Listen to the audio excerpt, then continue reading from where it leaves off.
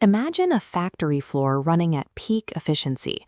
The Material Requirements Planning System, or MRP, has just issued a mandate. Acme Furniture needs to build 100 custom oak desks, known as Order 777, and deliver them to stores by day 150. An MRP system calculates the required resources and dates, but it lacks the interface to manage physical tools or coordinate the specific movements of workers on the floor. Pushing a high-level digital order directly to the shop floor without an execution strategy creates immediate confusion. Materials pile up, machines sit idle, and workers guess project priorities. Factories bridge this gap using Production Activity Control, or PAC. This system acts as the execution engine that manages the daily movement of work.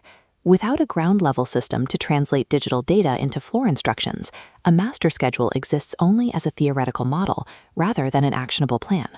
PAC begins with a planning phase. Before a single machine is powered on, a planner verifies that the physical raw oak, hardware, tooling, and labor are available in the factory. The system then calculates the total lead time for the desks.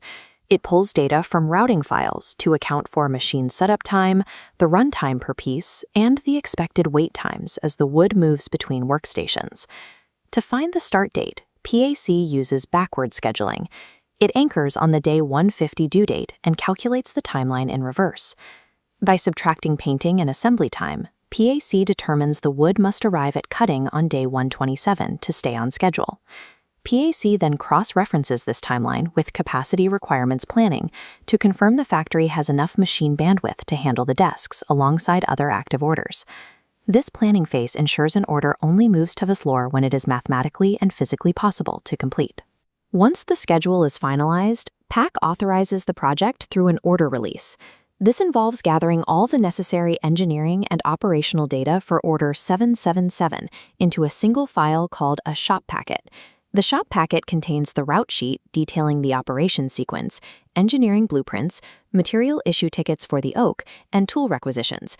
This packet provides the physical roadmap required to move the project from the database to the production line. Handing the order to the floor workers is a process known as dispatching. Order 777 is added to the cutting department's daily dispatch list, where it joins other furniture orders already waiting for machine time. PAC applies sequencing rules, like earliest due date, to establish priority in the work queue. If Order 777 has the tightest deadline, it automatically sorts to the top of the list, so the operator knows exactly which job to start.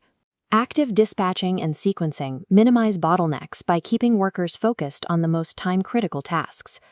Even with a synchronized sequence, the physical floor is prone to unexpected failure. In this scenario, Acme's cutting machine breaks down. Production stops entirely for a full day, putting Order 777 behind schedule. PAC functions as an active monitoring system, providing constant visibility into the status of work in process. PAC uses an input-output control report to compare actual machine output against the planned schedule, immediately identifying that Order 777 is falling behind. PAC provides the visibility required to identify exactly when the physical reality of the floor deviates from the plan. To protect the day 150 delivery date, PAC must now execute a corrective action to recover the lost production time. The planner utilizes a tactic called operation overlapping. PAC splits the lot, sending the first 50 desks to the assembly work center early. This allows assembly to begin while the cutting center finishes the remaining half of the order simultaneously. After the desks are shipped, PAC reports the downtime, scrap data, and updated efficiency metrics back to the MRP system to improve future planning. Production Activity Control operates as a real-time link between planning and execution, allowing manufacturers to adjust resources and meet delivery dates, despite the inherent unpredictability of a shop floor.